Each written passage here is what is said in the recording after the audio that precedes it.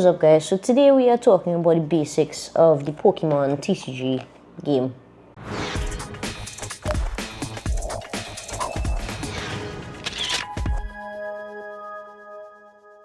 Disclaimer, I am by no means an expert, but I can provide you as parents with the basics and how to start at least playing the game so that you and your kids can have some fun trying to play the TCG game, building decks, doing things like that. So let's get started. So here we have a deck. This is your deck box. I have a pretty simple one here for Rai, and I got a pre-made deck, and this one was a metal deck. So inside the deck box is where you have your cards. And Rai's cards, as most players' cards you would find, are sleeved. In that, it's not just a raw card that we're going to be putting down and playing, because you can damage your cards by playing with them. Nobody wants bent up cards, right? So the cards are actually sleeved, and this sleeve is essentially a protective casing and allows you to handle your cards a little bit better. These sleeves here are the White Flare ETB sleeves, and because you have a lot of shuffling, putting on your cards, playing them and all that. And I mean, yes, there are different types of sleeves that you could get.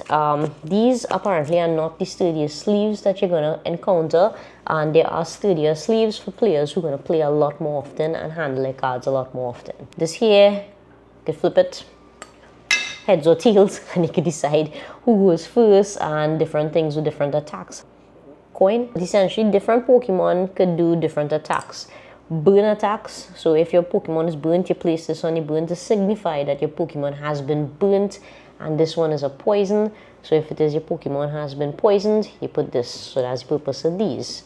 Again, got these in ETB. You have your regular dice, and what I thought was extremely genius of them, you have these here, which are damage counters, and it's pretty smart. So you have your die that goes up to 60, 20, 30, 40, 50, 60. Then you have, 60 to 110. And you put different damage counters to kind of signify how much damage has been done to your Pokemon by the other person's Pokemon. And I store all of these in a metal tin.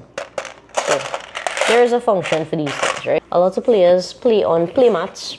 So Rai has this one, Pikachu one, and we got this from MVE. And this helps, this mat, you put it down on your side, you put your cards on it, it helps to further protect your cards. And before we go into the gameplay itself, we need to understand the different components of a deck. Now a deck is made up of 60 cards, 60, and you have a lot of different types of cards, not just Pokemon, that are within this deck. The ratios of how you want to set your deck up, there are a lot of recommendations online. This would be the one that was recommended to me. Is average, and I guess you could taper it and you could tailor it according to how you feel and according to different deck setups that you would see online. What I would say is that we bought a pre-made deck and we kind of modified it as time went along to add in different cards into it that we thought might help our chances. So what are the types of cards that encompass a Pokemon deck of cards? Now a deck is made up of 60 cards, and there are different types of cards within that 60 cards and different combinations, how you put them together. So first of all, we have the Pokemon cards, item cards. And this one is a special type of item card called an A-Spec card, and you're only allowed to have one of these in your deck. So each of these cards, you're only allowed to have 4 copies of the same card within your deck. Even same thing goes for the Pokemon themselves. We have supporter cards. Again, 4 copies of any single supporter card are allowed in your deck. Stadium cards, which come as supporter cards. Energy cards. There are different types of energy cards, and as you can see here in this set, Rai has mostly metal energy because the deck that he is learning to play with is a metal deck. So let's go through different types of energy cards. So this is Psychic Energy, Leaf, Fire, Fighting. Again, this is another Fighting, just looks a little bit different. Lightning Energy, Water, another Water, Shiny, and this is again Psychic. There is also Dark Energy. Why do we need the different types of energy? Well, simply put, there are different types of Pokemon that go and that require the different types of energy. Articuno, Water, Water. And you need this energy, as you can see here, to do the different types of attacks. Correct? So it matches. Lightning, dragon type Pokemon, and as you can see here, they use different types of energy, and I'll explain what these little different stars mean. Have the metal type Pokemon, psychic, leaf, fire, and then there are some Pokemon that do not require any specific type of energy. So as you can see here, they don't really have any specific type. So basically you could attach any energy type to this type of Pokemon to get him to work. So as you can see, different Pokemon have different energy types, and then they have different stages of evolution. So for instance, Charmander, he's a basic Pokemon. So in your deck, you actually need to have a lot of basic Pokemon because you need the basic Pokemon to start your gameplay, and then you also need your basic Pokemon to be able to evolve them. We go Charmander, basic. He evolves to Charmeleon, right? And he's a stage 1, written right there. Finally, the big boy Zard himself, Charizard. Next example I'm giving you, right? So this is an example of a fighting type Pokemon, Mankey. So you can see here, fighting type, he's basic. Mankey would evolve to Primate, stage 1. And finally, big boy himself. The type of Pokemon that you see featured are the EX type Pokemon. And these are like the big boys of the Pokemon, alright? The EX Pokemon, so for instance, giving you some example, Charizard EX.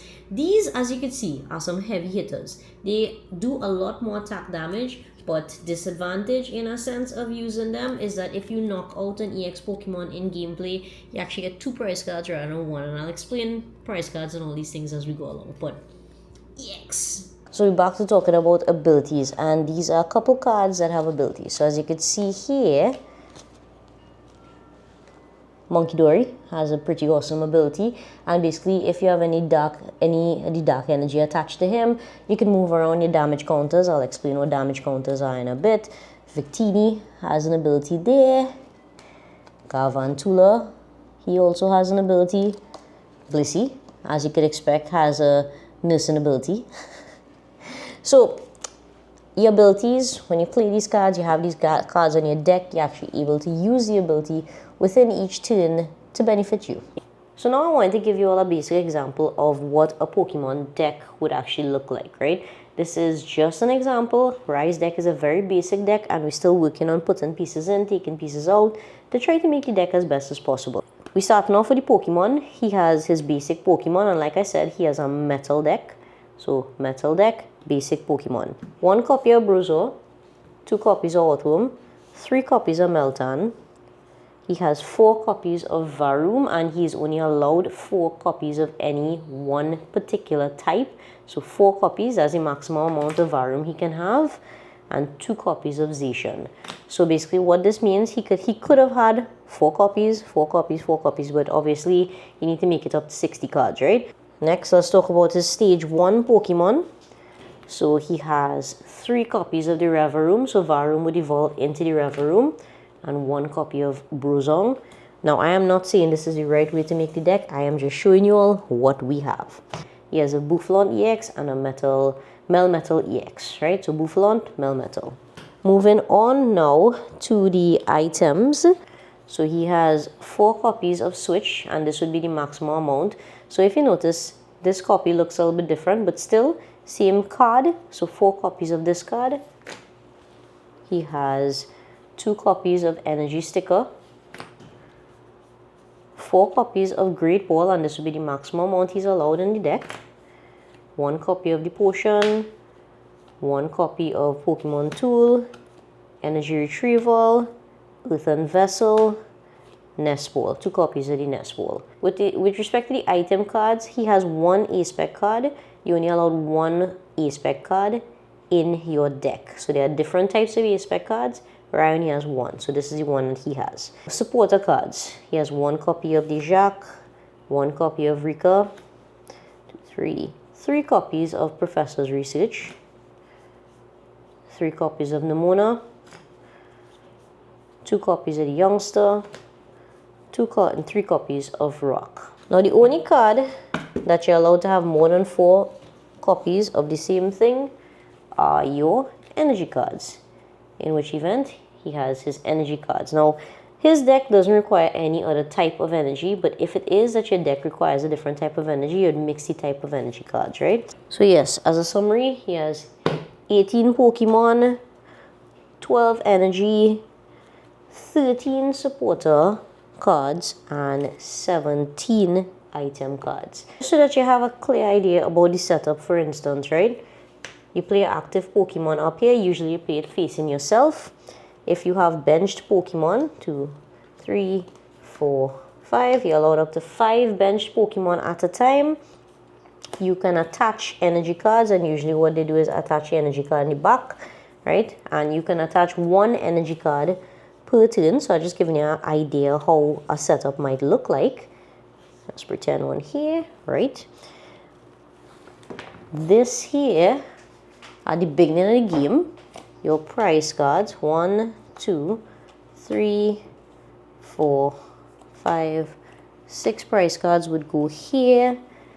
This would be your spot for your deck, and this would be, for instance, your discard pile. When you use a card or a Pokemon gets knocked out, it goes into your discard pile. If you had to play item cards, now remember you only allowed 1 supporter card per round, but you are allowed any amount of item cards per round. Let me give you a quick example of how you can actually get Pokemon to move out. You have 2 options. Now let's pretend I had no energies attached to my Meltan. Now to move Meltan, it's called retreat, right? So to retreat with Meltan, it costs 1 energy. So in this scenario, my Meltan has 60 damage. He's only able to withstand 70 damage. But I want to move Meltan out so that he doesn't get knocked out. Keep in mind, if your Pokemon, your active Pokemon gets knocked out, then what it means is that your opponent gets to take up 1 of his prize cards. The first person to claim all of their prize cards wins the game. There are other ways to win the game. I'll get into that in 2 seconds, right? So if my Meltan gets attacked 60, only have 10 damage left that he is able to withstand, I want to retreat. One option is that if I have an item card, for instance, like the switch card, I am able to switch one of my active Pokemon with my benched Pokemon. When I switch my active Pokemon with my bench Pokemon, so I want to switch Meltan with Zacian. Alright?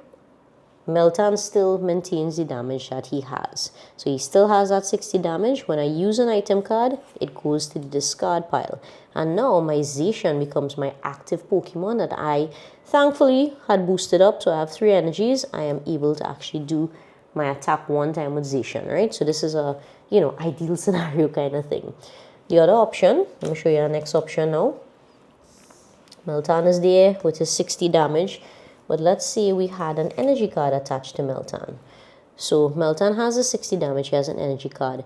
To retreat costs 1 energy card for Meltan. So if I want to retreat with Meltan and I don't have an item card to use, I will have to discard that 1 energy card. Goes to my discard pile, Zacian moves up, Meltan comes there with his damage counter.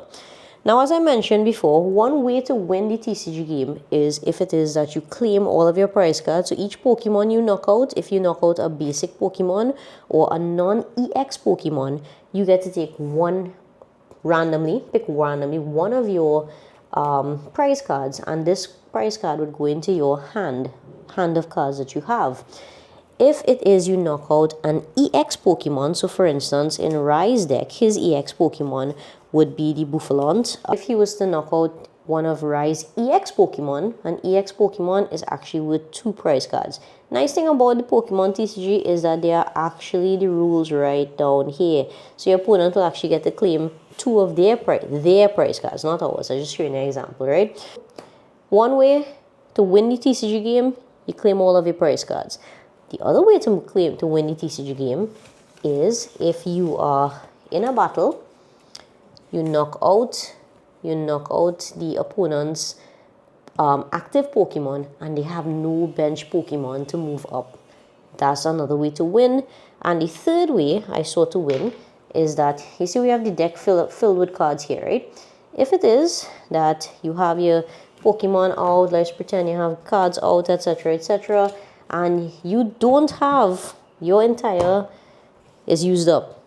you have no more cards that you're able to draw for turn. So if you attempt to draw for turn and you don't have any cards in your deck remaining, you also lose the game. So there are 3 ways to lose the TCG game, or in another way to look at it, 3 ways to win. So let's head out to MVE, I do remember some sign language, to see a proper setup in play. For the purpose of teaching, we're going to use the demo decks here, right? So instead of a usual 60 card deck, these actually have 30 card decks, but it's enough for like 2 people to play at the same time. And this would be the list of the stuff that I have. So instead of 4 of each card, in a sense, it has 2 of each card. Alright, so this is just a quick view of the cards that you would get if you were to buy the demo decks or get the demo decks. So Rai is playing with the Charizard, and the other player is playing with the Pikachu. Alright, so what he's doing here is called pile shuffling. So basically, you pick a number, like for instance, this one is 5, and we sort the deck into 5, piles, and then you put it together. So this is a way of basically randomizing the deck, making sure all your cards don't end up, the same card next to each other. So after you shuffle your deck, you present your deck to the other player, and they cut or shuffle the deck as they see fit. Alright, so basically what they did was roll a dice, decide between even or odd numbers. Whoever won the dice roll decides if they want to go first or second. So Rai decided he wanted to go second. So what we did here, shuffle out 7 cards. 5, 6, 7. Right? So Rai has the 7 cards, and what we're going to look for is to see if we have any basic Pokemon to start with. So he has a basic Pokemon, and does Rai have any basic Pokemon that he can start with? In his hand, he does. He has a Charmander, so they put it face down. If they don't have a basic Pokemon to start with, they do something called mulligan, which basically means you put the 7 cards back into your pack, you pull on neck, you shuffle it, you pull on next 7 cards, and you look again to see if you have any basic Pokemon. And the number of times that you have to do that, the other player could decide if they want to draw that number of cards. Put the Pokemon face down, and now they're going to put down their prize cards, which essentially is 6 cards. You're putting it on that side. Right, so it's 6 cards, we put it down on that side of the mat, and we put them face down. So basically, once you win a battle, you get to pull a prize card. If you knock out an EX Pokemon, you get to pull 2 prize cards. If you knock out a regular Pokemon, it's 1. Now, keep in mind, we are actually playing with the demo deck, which is less cards. So they have a little bit different rules that goes with this. But what I am showing you here today is the setup for a normal Pokemon TCG game with 60 cards. To start the game, both players flip their basic Pokemon face up. The first player draws 1. You always draw 1 card at the start of your turn to start with. And then from there, he's going to make his play. Now he's allowed to put basic Pokemon onto his bench, and you're allowed up to 5 basic Pokemon on your bench. And on each turn, you are allowed to play an energy card. And when you put it down there, so you see what you did there, as you see manual attachment of energy card. Keep in mind, when you are playing first, you can't attack, and you also can't play any supporter cards. So now it's Rai's turn. So Rai is going through his stuff here. Alright, so Rai could play his supporter card. So you shuffle your hand into your deck? So you take out your hand, so you have to put this into your deck and shuffle. So that's what the supporter card does, right? He shuffles his hand into his deck, and then he draws 5 cards. One big rule is once you interact with your deck, you present it back to your opponent, and they decide if they're going to either leave the deck as is or they're going to shuffle the deck for you. So Rai pulled his 5 cards, and then he's going to put that into the discard pile, which comes here. Oh. So that's your discard pile, his deck, and his prize cards, and now he's doing a manual attachment of his energy card to his Charmander. And you can place any more up to 5 basic Pokemon anywhere. Yeah, but so he can allow to put up to 5 basic Pokemon on his bench, but he doesn't have any more basic Pokemon in his hand. He's gonna attack. So this heat tackle does 30 damage. I'll take 30 and he's gonna take, he has it right. And you take 10? Yeah. And Rai does 10 damage to his own Pokemon, but 30 damage to the other Pokemon. Now that Rai has attacked, his turn has ended. So I'll draw 1 card. So he draws 1 card for turn. And now he's gonna look at his hand and decide what he's gonna play.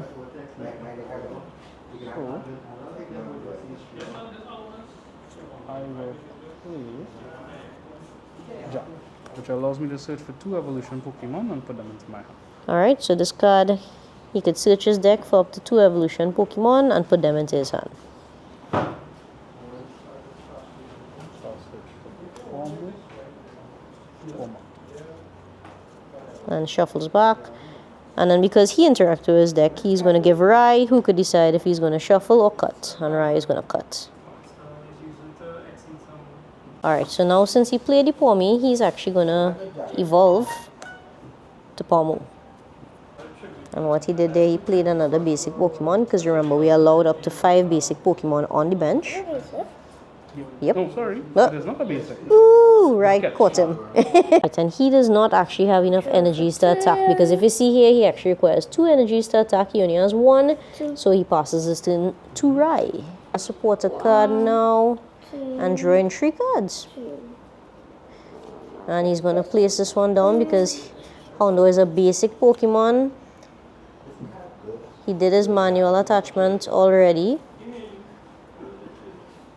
And he's going to put the Nemona, because he used this already, he's going to put this in his discard pile. So you're going to play an item card now. Alright. So you look at the top 7 cards of your deck and you follow the instructions. And if you find a Pokemon there, you can put it into your hand. Alright, so if you find a Pokemon there, you're going to keep him, keep that, put the rest back into his pack. And you shuffle your deck after that. So I mean, the good thing with this game is that a lot of the instructions are actually on the cards themselves, you know, what to do. Just to know kind of how to place the cards and all that. So again, Rai interacts with your deck, so it goes to the player to cut and shuffle.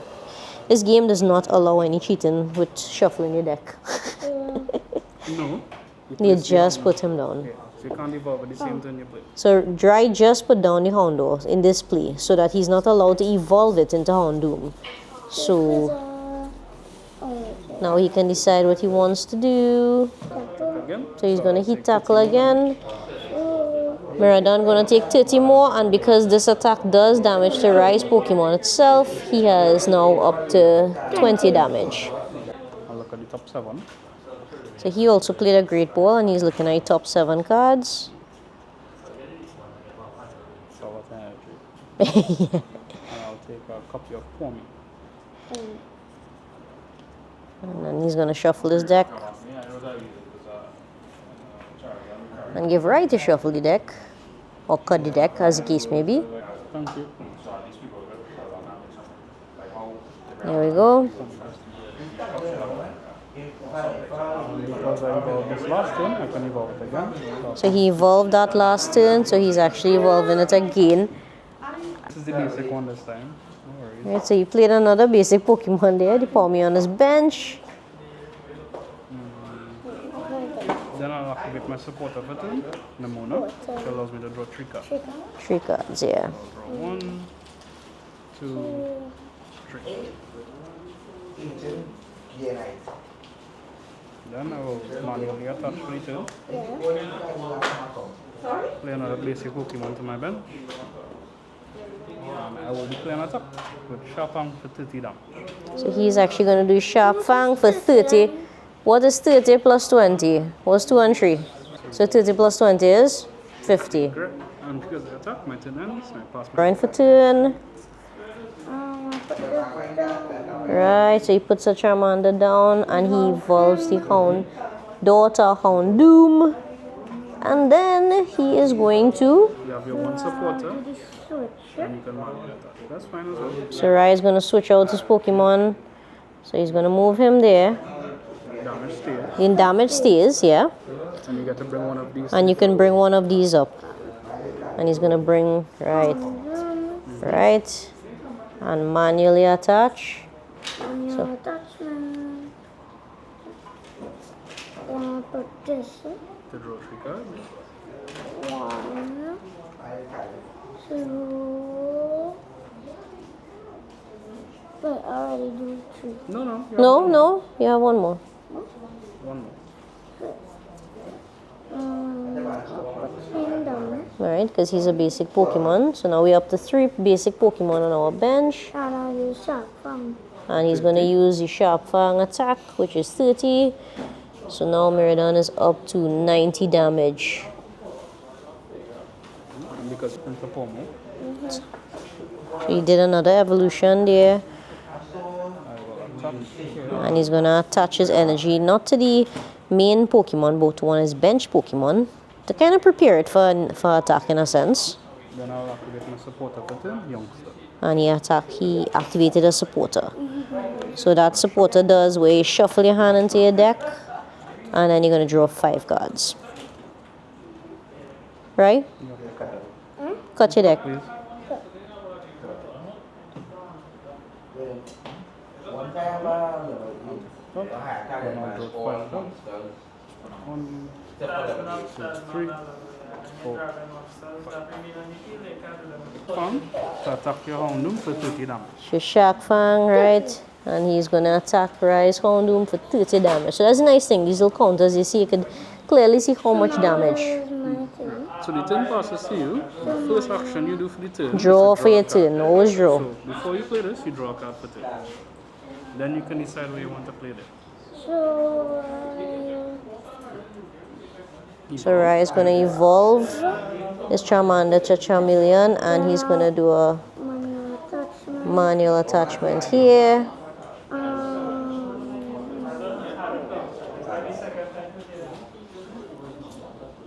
He's going to play an item card, the Great Ball card. 7.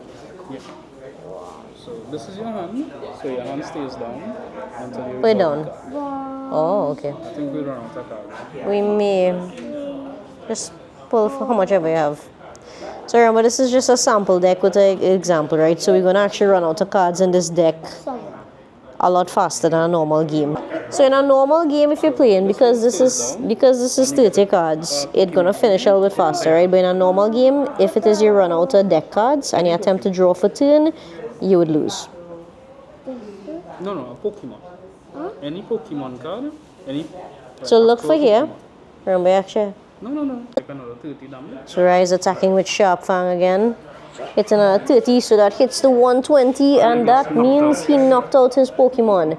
So you knocked out my Pokemon, So Rai can choose one prize card. and I will bring up my Pokemon. Right, so now Rai is down to 5. So the first person to claim all their prize card wins the game. Because my Right, so now that his Pokemon is knocked out, he chooses one of his bench Pokemon to go into the active spot. So now he has the Pawmot in the active spot, and that was the good thing with actually attaching energies from beforehand, where he could actually, begin, like attack one time, attack for 40 damage. So he just did a manual attachment, and now he's attacking right. So just add 4 and 3. 7. Right, so now that 70 damage. 70 damage. Do you have a counter? So you might have to take out another counter. So all the good thing is the counters have a lot of different types, amounts of damage. So this one. 70. So you attack and it's my turn. Yes, so now you draw for turn. So You now have to draw first. draw for turn. Right, so right draw for turn. So I'll put the Charizard. You put down his Charizard EX.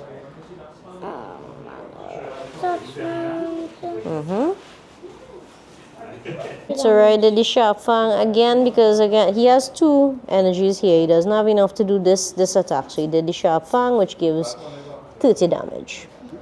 His turn ends and I'll pass to me. And his turn ends. So as you can see here, Rai is kind of building up his Charizard EX, and he's preparing it in case the Houndoom gets knocked out. So that's always a good strategy to employ. Don't just focus everything on your active Pokemon, work on your bench Pokemon also. So get them ready. So now that Rai attacked, it's the next guy's turn, and he's actually activating his supporter card. So he's searching his deck. So basic Pokemon, For basic up to 3 Pokemon. with 120 HP or less, but I have none. So the card fails, I don't get the So effect right. that I wanted, and I still present it to you to come.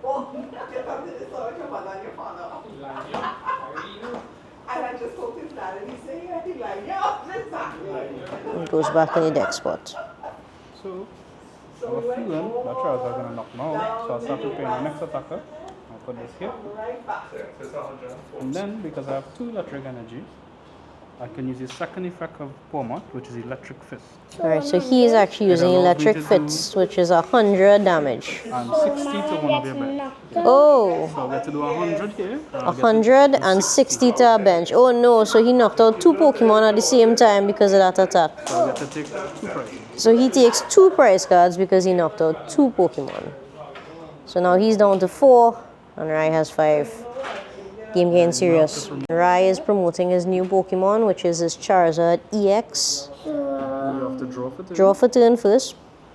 So I'll do a manual attachment. Evolving. Evolving the next one. Use Brave Wind. And Brave Wind attacks. I don't know what the effect does, so So I'll the- ask permission to read your card. So he's Can I gonna see read your his card? please? Yeah? Discard 3 energies from this book. No, not Brave Wind. Brave Wind is the top one. Alright, yeah. So he's gonna read Yeah. So if it has any damage counters, it does 100 more. But at the 100. moment, Charizard has no damage counters, so you'll only do the 60 for now. Oh, So I'll take 60, and 30. 80, so I'll take 90 damage in total.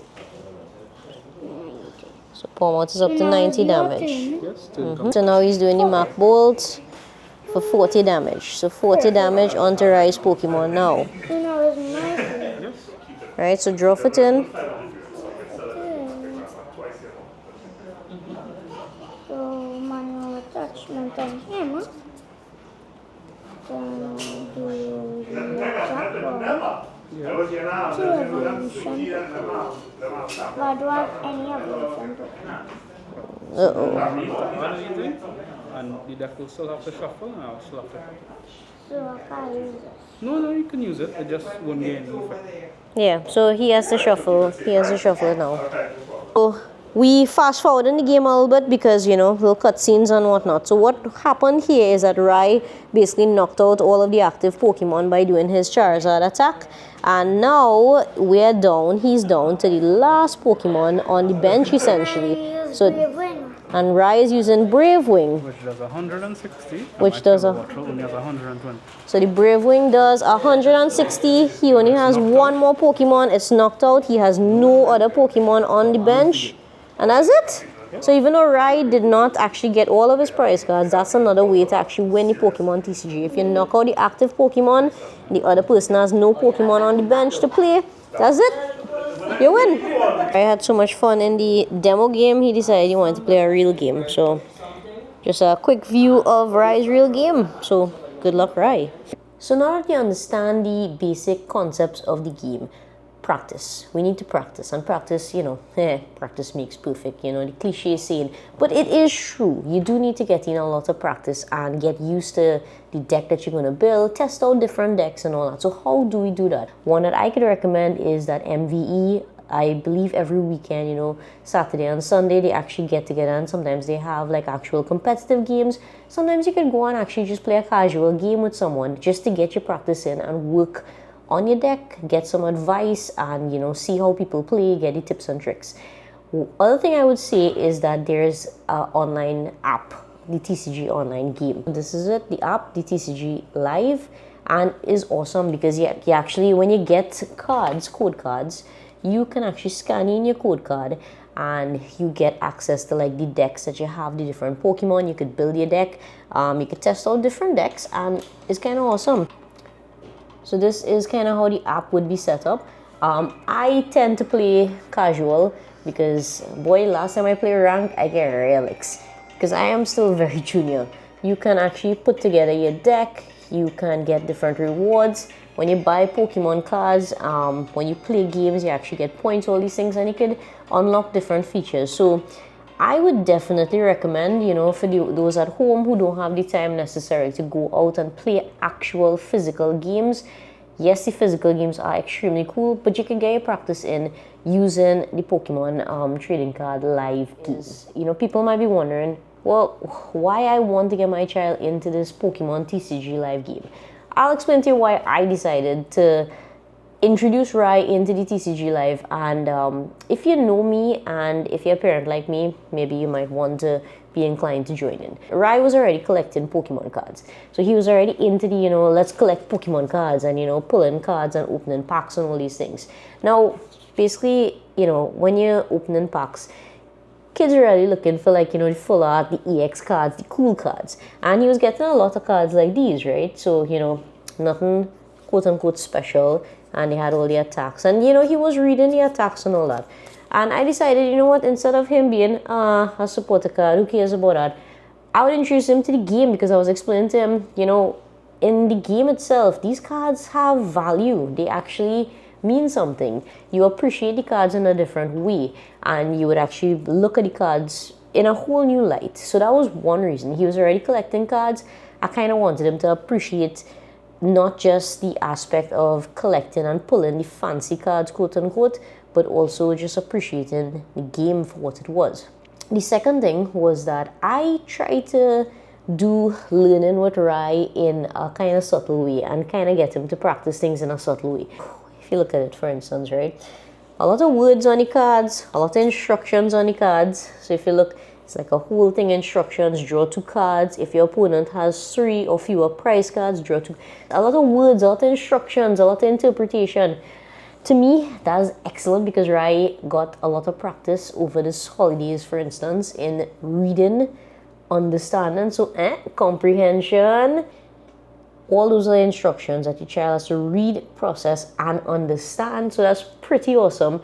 And then each attack has different values, and they have to learn to add, subtract. And then you have scenarios where even like knowing your times tables are very useful. In Rai's deck, one of his Pokemon, when you attach energy cards, each energy card is, you know, you add 30 to the attack. So he had added 3, so 30, add 30, add 30. So I got the opportunity to force him to learn his 3 times tables. Like I say, you get to incorporate teaching to me. So you have a lot of maths in it, strategy, they need to think, they need to plan, they need to prepare. They learn how to lose. Which is a good thing. I think teaching kids how to lose is very important, letting them learn at a young age that I may not win at everything, but I will practice, I will get better, and hopefully I can improve myself. So to me, there are a lot of life lessons that you can incorporate. I mean, I'm not specifically just talking into Pokemon, but I'm not just specifically talking about Pokemon.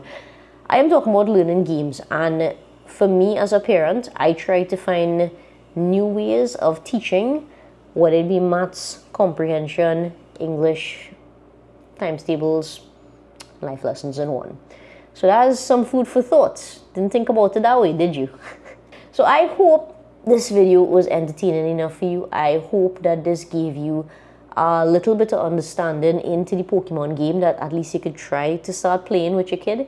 That you can introduce your child to it, whether it be at home with the cards themselves, or even, you know, a TCG online game. I hope that, you know, maybe it would bring a new appreciation to collecting the Pokemon cards, pulling Pokemon cards, and, you know, even looking at the cards in a new way as to what they mean and what they signify. Because now I find Rai looking at cards and going, oh my god, this is a pretty cool card to have in your deck. You know, the Tyranitar, he was like, wow, you know, it has an ability, and that's actually a pretty cool card for my deck. So you could see the pre-plan and the thought process changing as he goes along, right? So food for thought.